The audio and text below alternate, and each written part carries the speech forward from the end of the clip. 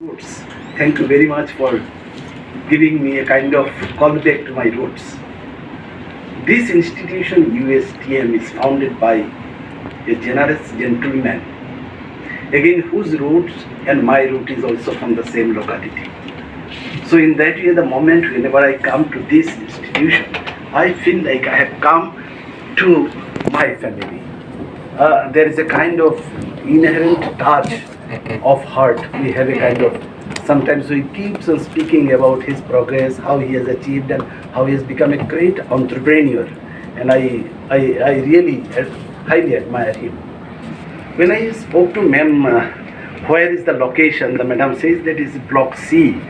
And I was looking at the block C, I found that it is APJ Abdul Kalam name is written. I find it is so appropriate that when we are speaking of the rural innovation, technology and IPR, the way ahead, we have selected the block itself in the name of the APJ Abdul Kalam, who dedicated his whole life to understand the rural complexity and the need of the people of this great country, India. I feel that I am very, very unfortunate that the whole length of these things, intellectual discourses through this international seminar, I could not make me present.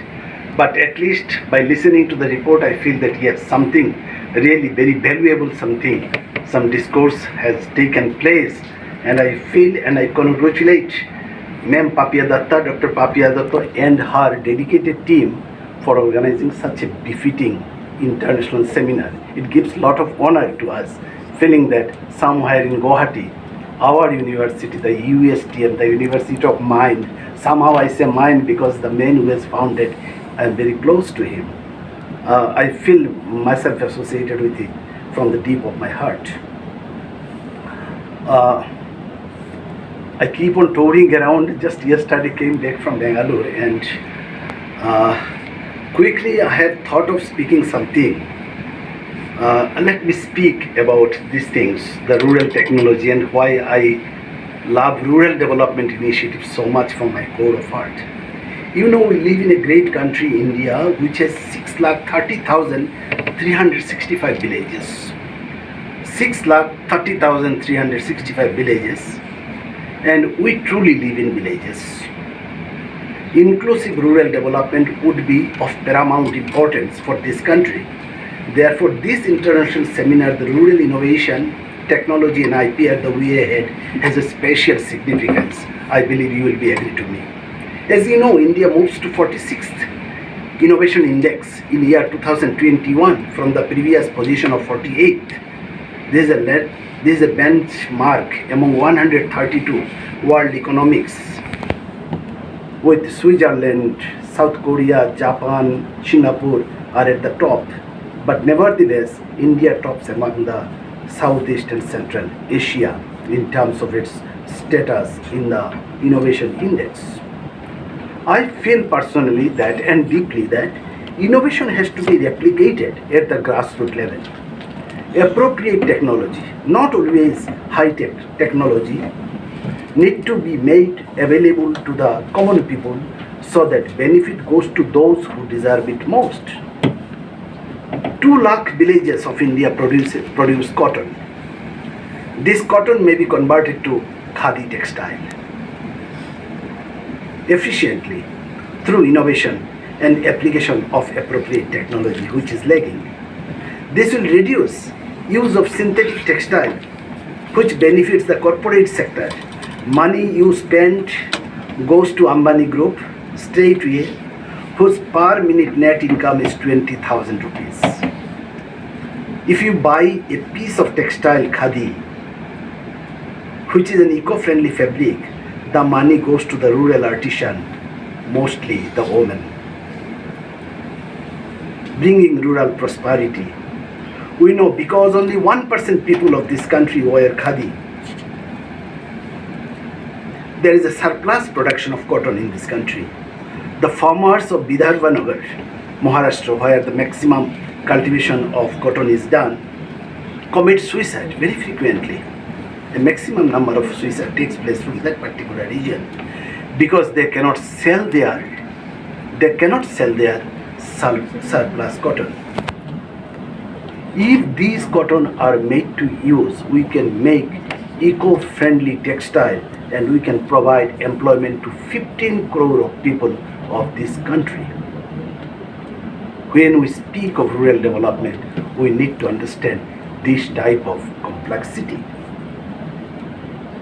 This country, 1,75,000 villages of this country produces enough quantity of sugarcane. This can be used to make jaggery, gur, which is much better for health than what we consume, sugar. Sugar leads to diabetic, cholesterol, heart attack, and setting up of sugar mill needs investment in terms of crores. Whereas if you set up a gur manufacturing unit, it hardly costs a few lakhs of rupees. So let us give a serious thought. Whose prescription really fit for the situation of this country? Another example is around 200 villages produces mustard oil and other oil seeds. Ghani oil is best for health, you perhaps know, and that was a prominent rural industry during the independence and even post-independence time. The process of extracting oil using Ghani does not allow producing enough heat to compromise the oil property, and it retains more HDL, which is very, very beneficial for health. We have a market of 56,000 crores alone for the mustard oil and edible oil. Whether the whole lot of market should be given to the corporate sector, whether our Ghani oils, our farmers, the 1,75,000 village, 2 lakh villages where the mustard seeds are produced and other oil seeds are produced, can we bring prosperity to those villages by doing the value addition in that particular village itself? These are the things I believe that my dear students need to give a serious thought on this. You will get food of thought the line I am speaking to you. Indeed, what I feel, we need to have a proper coordination between farm and non-farm activities.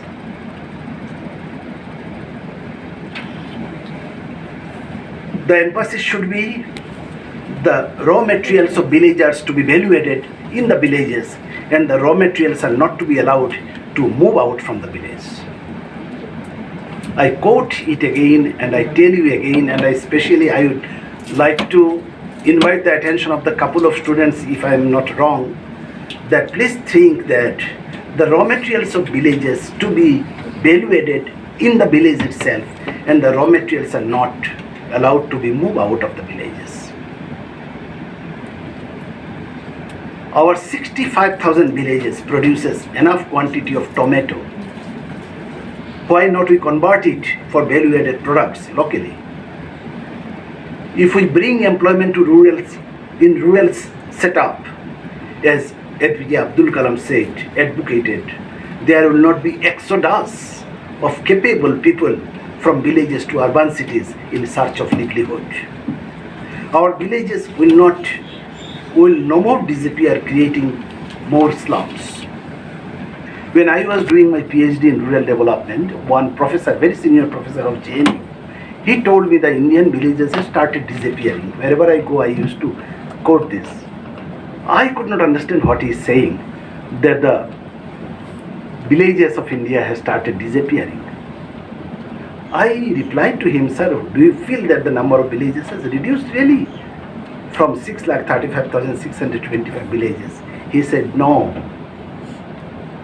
The capable people of the villages have started exodus, moving out of the villages. Leaving behind in the villages only the children, the old people, and the women. That is called the disappearing of the villages. I believe that this is such a beautiful topic, rural technology. We need to give a real serious thought on this.